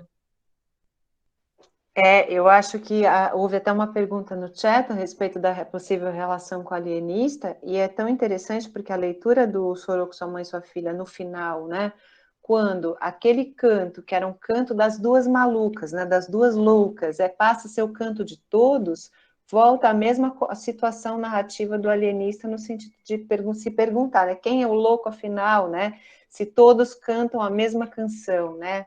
Então, é bastante clara essa relação, eu acho que até uma referência do Guimarães em relação à questão do alienista, né? Quem mais gostaria de falar alguma coisa? Tá todo mundo quietinho? Ah, gente, vamos lá. Um pouco mais. Não, porque eu me lembrei também, o museu... Eu não lembro agora exatamente o nome, mas a coleção da Anísio da Silveira, né? Tá lá no Engenho de Dentro, né? Museu do Inconsciente. Exatamente. Agora, não sei nem em que pé anda aquilo, porque a instituição... Bom, não preciso detalhar por quê, né? Mas tudo que diz respeito a regime cultural nesse país está como vocês sabem, né? Mas eu queria comentar aquela primeira imagem que você mostrou, Ariadne, muito impactante, né? Parece um ícone ortodoxo, né? Aquele Sorocco é um Cristo russo, né? Eu também achei que parecia um Cristo. Também achei. Muito. Bem interessante mesmo. Sim. Outra coisa que a gente se pergunta, né, é que, assim, até foi um comentário geral no chat, né, Júlia, Ariadne, do quanto o nosso universo hoje é muito maluco, né? A gente também está vivendo no mundo dos loucos, né? Eu acho. E o quanto aquilo que... Porque é interessante essa dialética, né? Esse jogo entre isolamento, né? Porque eu acho que o que a gente pode fazer de relação com o que a gente está vivendo hoje, né? A necessidade do isolamento do doente, né? Em relação a essa questão do Sorocco, Sua Mãe e Sua Filha, que no conto tá feito em relação à questão da doença mental, mas que a gente vive também hoje por condições muito necessárias, eu acho, né? Mas que causam uma sensação de isolamento social também, né? Não é isso que a gente tem que praticar hoje em dia. E assim, discute até um pouco, para mim, essas margens entre doença e sanidade, né? E o Guimarães vai meio que apagando, né, esses limites tão claros, né, tão científicos entre o que é normal e saudável e o doente, né, no Soroco, e que eu acho que nos ajuda também a pensar a nossa realidade, né, olhar para o nosso entorno que está tão dividido, né, entre doença e sanidade, né, entre os sãos e os doentes, de uma maneira muito, muito radical, muito dolorida, né? O Cadu, acho que até ele acabou de sair, não teve en passant uma mensagem dele, mas como o Otto também, trabalhando em hospitais de Covid, né, percebem bem a radicalidade e a dor, né, dessa questão de isolamento, que no conto parece algo tão distante de nós no tempo e no espaço, né, mas com uma condição que a gente vive por outras questões hoje também, né, e então, uma espécie de medo do outro, né? Eu acho bonito no conto do Rosa, no Soroco, como o Rosa, de certa maneira, por esse uso do agente que a Ariadne está falando, né?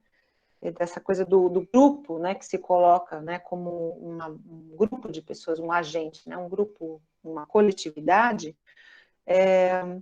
Como a própria doença mental, e o Júlio também estava falando na necessidade do isolamento, né, do doente, de mandar para o hospital, para o hospício e tal, como ela é quase vista naquele momento como uma doença quase contagiosa, né? Se você ficar perto, capaz que você também fique variando, né? Então, existe uma questão de um medo, né, de um pavor de enlouquecer também, né, de ficar variando, e de quase que pegar isso, né? Eu me lembro muito da minha infância também, com esses personagens que às vezes conviviam conosco.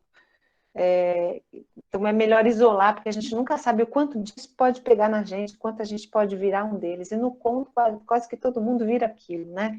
Então é bonito também para a gente pensar essas questões de como Guimarães vai apagando esses limites, né? Porque no conto do Machado, é interessante, no Alienista, há uma inversão, né? Quem era são passou a ser considerado louco, quem era louco virou todo mundo louco, quer dizer, ficou invertido. O Guimarães não, né? Ele vai apagando, ele vai dissolvendo essas fronteiras, né? E é bonita essa dissolução, porque ela é feita justamente através de uma manifestação, de uma expressão musical, né? De uma expressão artística. Então, vão se diluindo essas fronteiras, né, entre o que é são e o que é doente. Então é bastante bonito. Eu já queria dar um spoiler aqui, antes de passar a palavra para quem mais quiser. Tô dando um tempinho para as pessoas tomarem coragem também. Assim, eu falo e as pessoas tomam coragem. Mas eu queria também, a gente vai voltar a Minas daqui a 2 encontros do Book Club, em que nós vamos falar de um outro tipo de dissolução mineira, Júlio.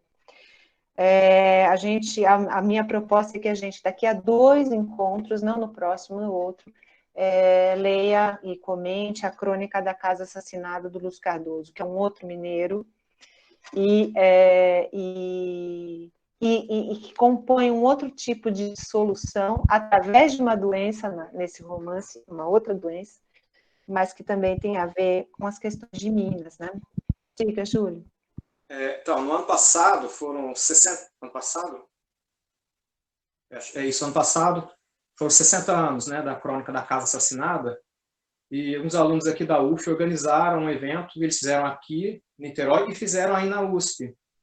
E aí eu fiz uma apresentação nos dois, um pouco com essa perspectiva meio ensaística, meio testemunhal da minha experiência mineira de casa assassinada também, né? Isso é um paradigma importantíssimo lá da tradicional família mineira, né? É uma escolha excelente, né? Isso é tirando o Grande Sertão Veredas, que não tem paradigma, né, para ser comparado com nada, para mim é o maior romance brasileiro do século XX.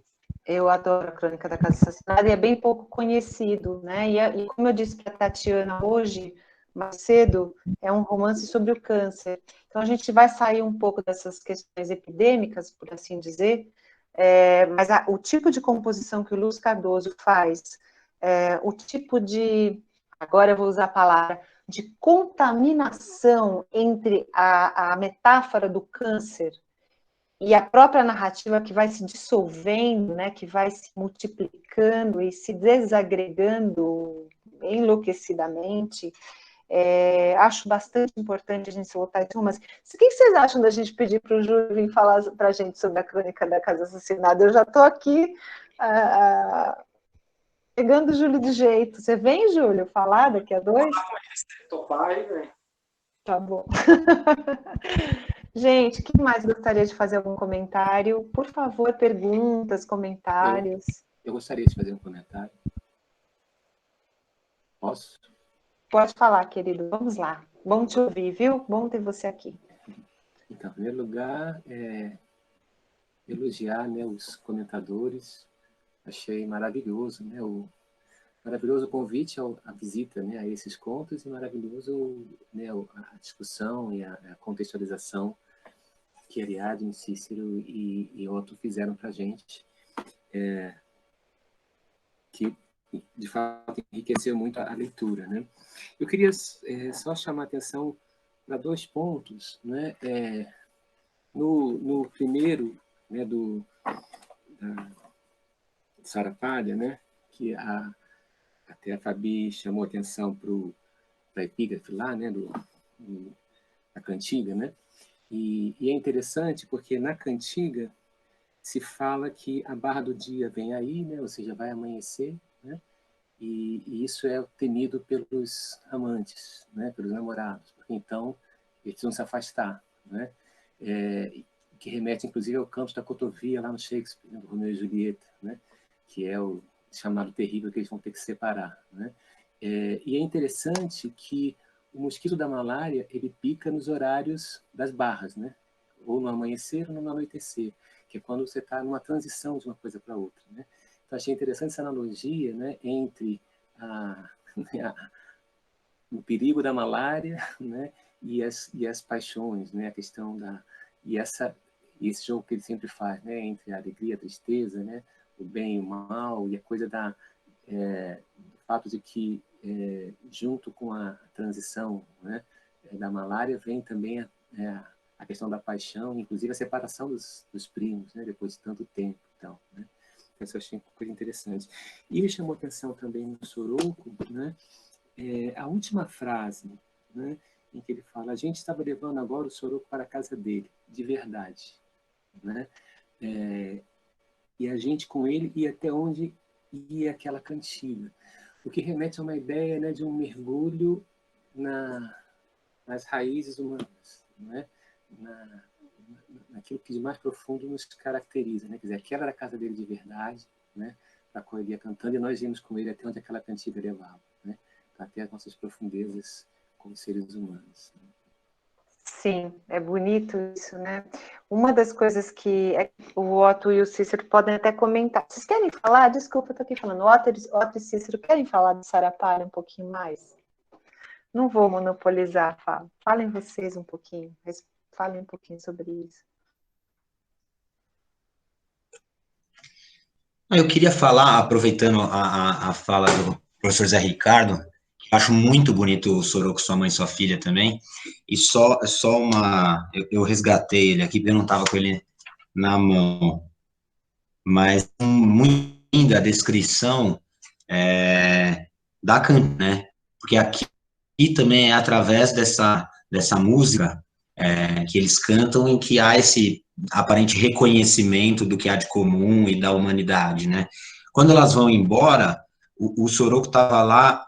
Ele faz uma descrição aqui, de que ele ficou lá embargado de poder falar algumas palavras. Eu não estou lendo, eu estou falando agora, né? Pode ser que não seja justamente essas palavras. Ele não permitiu nem dizer algumas palavras, né? Ficou em silêncio. e de repente eles começam a ouvir aquela cantiga que era um constado de enormes diversidades desta vida, que podiam doer na gente sem jurisprudência de motivo nem lugar nenhum, mas pelo antes, pelo depois. Eu acho maravilhosa demais a descrição desse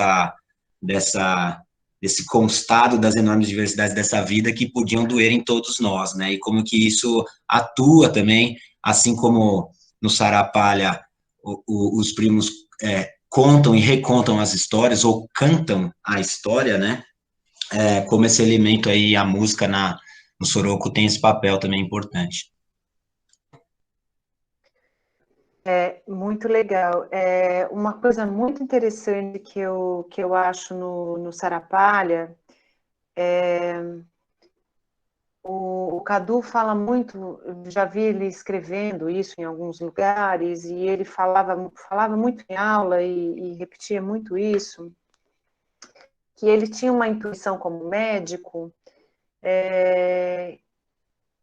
que um pouco dessa conexão, né, dessa conexão de cuidado entre pacientes, entre doentes e os profissionais de saúde, ficava perdida numa espécie de falta de sincronia temporal entre doentes e médicos, né? Ele sempre fala isso, e é uma frase dele, que ele achava que que o profissional de saúde, enfim, deveria tentar entender, tentar proceder, tentar sincronizar os tempos, né, daquilo que o doente vem trazendo com uma temporalidade que é própria dele, como, de certa forma, porta-voz de um discurso científico, né, profissional de saúde.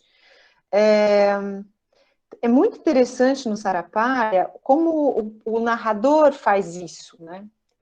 O Cícero falou logo no início da fala dele na questão da experiência, né? Então, e o Otto destacou, né, detalhadamente todos os índices científicos da questão da malária, né, da maleta, que estão presentes ali no texto. Mas o que vai haver ali é uma sincronização, daí a questão temporal, né, entre a experiência da doença, que é o que eles vão trazendo, né, essa coisa intermitente, né, essa coisa que vem e depois para, depois vem e depois para, ou então o próprio ciclo da doença, como o Zé Ricardo está falando, né, algo que acontece sempre nas barras do dia, né, no amanhecer e no anoitecer. Vejam que existe uma sincronização narrativa, e como a narrativa ela é a manipulação verbal do tempo, né? Isso é a narrativa. Como ele consegue magistralmente e sincronizando um tempo natural. É muito bonito o final do Sarapalha, porque ele retoma de uma forma magistral a questão do tempo natural, né? Deixa eu ver se eu consigo abrir aqui. Ele diz assim, né? Bem no finzinho, né? Ele diz assim: estremecem amarelas as flores da aroeira. Há um frêmito nos caules rosados da erva de sapo. A erva de anum crispa as folhas longas como folhas de mangueira. Trepidam, sacudindo as suas entrelinhas alaranjadas, os ramos da vassourinha. Tirita a mamona de folhas peludas, como o corcelete de um caçununga, brilhando em verde azul. A pitangueira se abala, do jarrete à grimpa, e o açoite a cavalos derruba frutinhas fendilhadas, entrando em convulsões. Mas, meu Deus, como isso é bonito, que lugar bonito para a gente deitar no chão e se acabar. É o mato todo enfeitado, tremendo também com a cesão. Então, vejam, existe uma sincronização entre o tempo natural, o tempo da experiência, ou seja, o tempo da doença dos dois primos, mas também essa questão que o Zé Ricardo colocou lindamente, que é assim, essa sincronização entre a febre da doença e a febre da paixão, ou seja, é justamente nos momentos da febre, né, que as lembranças, né, que esse fogo que ficou guardado lá dentro, né, dessa rivalidade, do sentimento de abandono, todos esses sentimentos. É nesse momento que isso aflora em alucinações, né? Então é uma febre né, de emoções. Então, essa temporalidade dos sentimentos que ficam abafados e que afloram está sincronizada com a temporalidade da doença da malária. E, ao mesmo tempo, sincronizada com os ciclos naturais daquele lugar. Então tem um tempo da ciência, uma temporalidade da ciência, uma temporalidade da experiência, uma temporalidade da natureza. E tudo isso sincronizado na tessitura do conto. É isso que é magistral nessa narrativa, né? Muito bacana, como o Guimarães consegue trabalhar isso maravilhosamente, né? Muito bonito. E vejam como a gente, para ser bons narradores, né? E mais do que isso, para compreender melhor a nossa experiência de vida, né? A gente precisa nós precisamos nos tornar um pouco senhores do tempo, né? De perceber esses diferentes modelos de temporalidades e em alguns momentos, sincronizar com alguns deles, para que a gente possa ter um pouco mais de saber, talvez, né? Talvez até intuitivo, de experiência a respeito do nosso próprio viver, e saber dar sentido a isso, né? Então, eu acho que é um grande aprendizado nesse ponto, porque a gente consegue ver todos os tempos ao mesmo tempo, né? Sincronizados. É muito bonito isso nesse conto do Guimarães, eu acho. Né?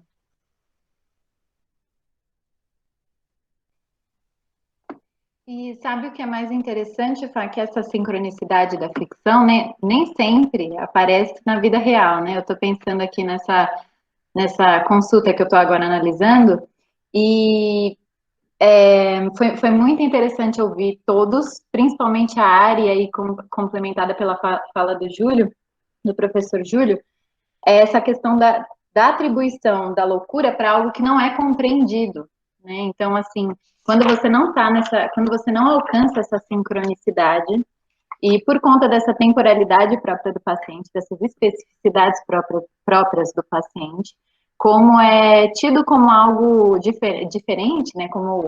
E aí jogado lá no grupo do louco, ele nessa consulta médica especificamente, eu tenho bastante um médico falando, não, porque ele é bizarro, porque é um mau informante, mas está tudo ali. É só uma falta de compreensão mesmo, de um cuidado na escuta, não sei, aí é uma questão de análise, mas como é difícil você reconhecer como é difícil você entender um outro que você não se reconhece, né? E aí tem essa marginalização de uma experiência que você não reconhece. Nem todo mundo conhece a sua pesquisa, André, então fala o que é. Ah, sim, é bom. Nas consultas, eu acho que as pessoas falam assim. Eu coletei eu gravei algumas consultas médicas no Hospital das Clínicas em 2013, e desde então eu venho transcrevendo e analisando, foi meu projeto de iniciação científica, de mestrado e hoje de doutorado, e agora em vias de término, eu estou analisando uma especificamente que tem e foi justamente por isso foi muito bom, especialmente bom esse encontro, por essa questão de quebra pela linguagem, porque é um paciente que não escuta, ele tem uma deficiência auditiva, é um médico residente super jovem, né, recém-julgado na clínica, e tem essa questão da não compreensão, assim, pelo ouvido, literalmente, por essa deficiência auditiva, e também acho que eu vou chamar de não sincronicidade da linguagem também. E é daí que eu parti nesse meu comentário. Obrigada, Té. Quem mais quer falar alguma coisa? Cadê o Hélio, que está quietinho hoje, não falou nada? Está muito quieto, o Hélio sempre comenta. Ninguém mais? Todos quietinhos? Posso só complementando também o que você falou lá, Fabiana, esse medo quase de um atavismo genético da loucura, né? Se tem alguém na família, então eu também corro risco. Ele aparece também substância, né, do Primeiras Histórias. Acho que até a própria protagonista, alguém disse que ela não seria um bom partido para se casar, porque teria algum parente lá que também seria taxado de louco, né? Então aparece também lá no Substância, né? Mas eu me lembrei de um outro caso, digamos assim, porque há sujeitos que não podem ser mandados para o manicômio, né? E esse o mineiro, por exemplo, pode lidar com isso. Por exemplo,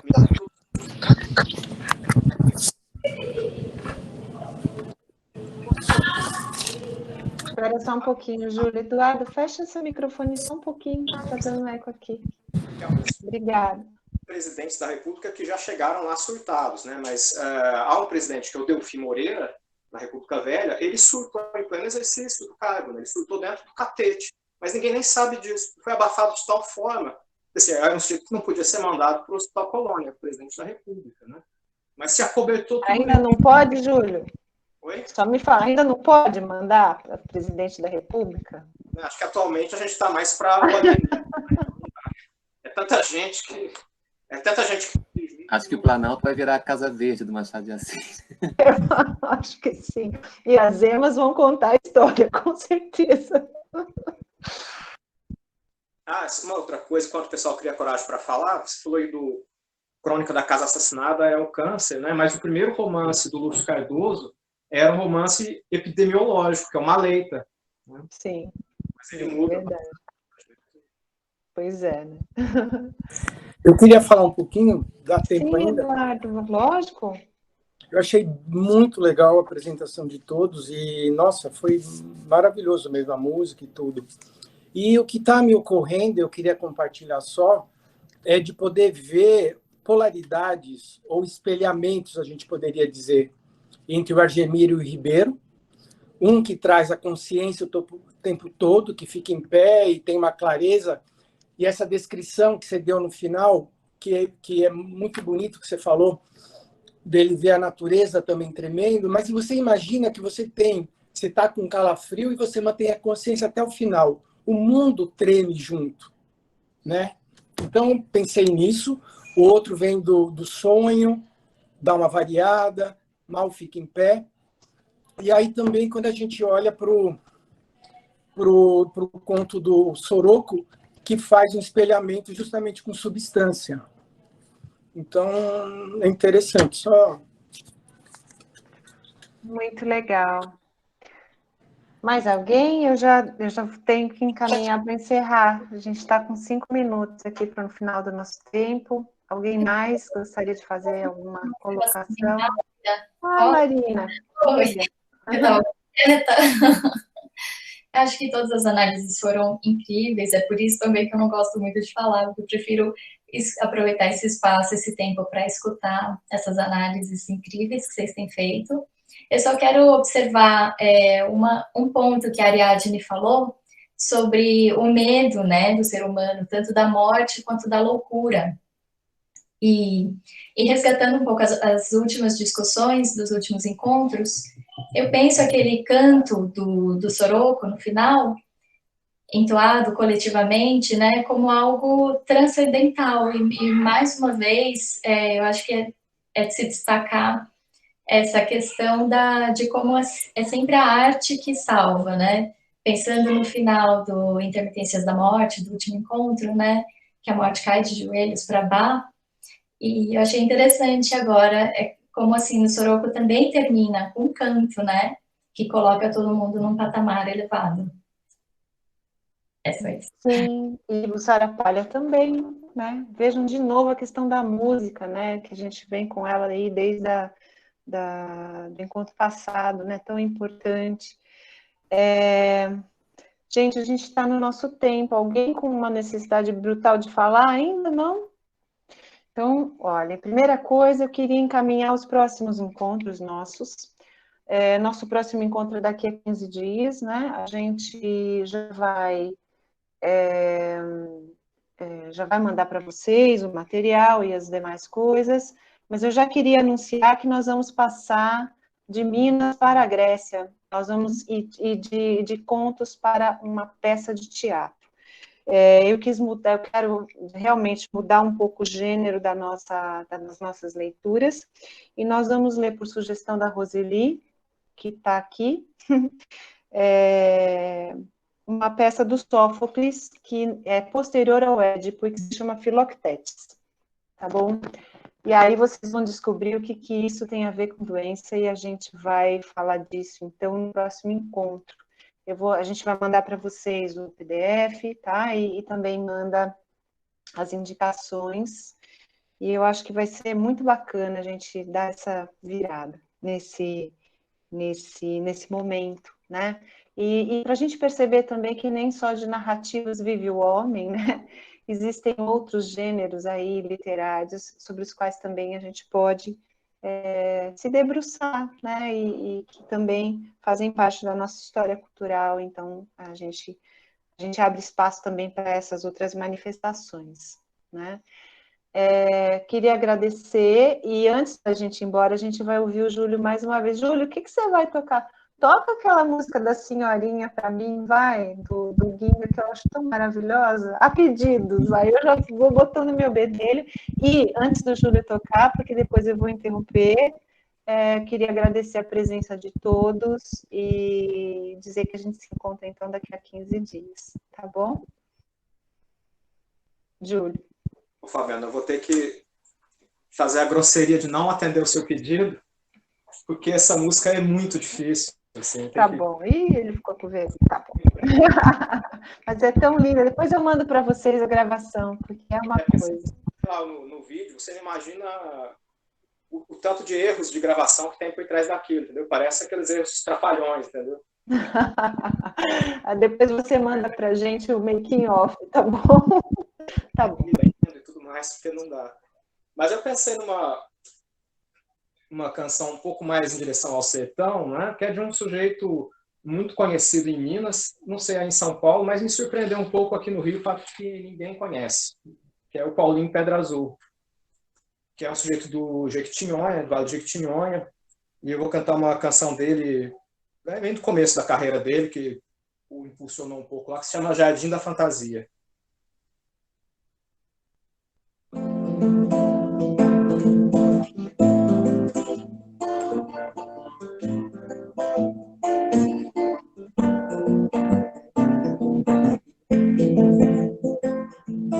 Vem te vi, andar por um jardim flor, chamando os bichos de amor, como pingava mel. Bem te quis, ainda quero muito mais, maior que a imensidão da paz, e bem maior que o sol. Onde estás? Voei por este céu azul, andei estradas do além, onde estará meu bem?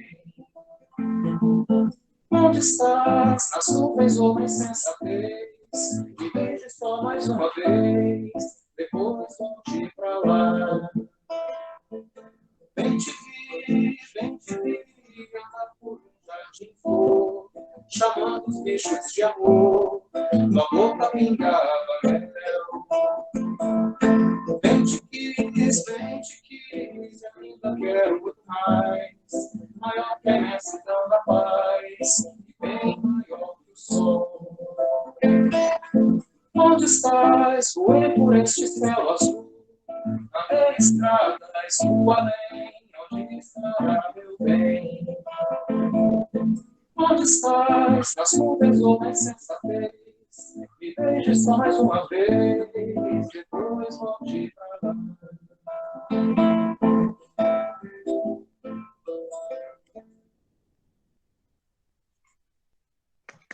Muito bem. Então, gente, prometendo que eu vou mandar a canção do Guinga para vocês, o link, a gente se despede, uma ótima noite para todos. Obrigada, Júlio, obrigada, Cícero, Otto, tchau todo mundo. Até a próxima, tchau. Obrigada, Júlio.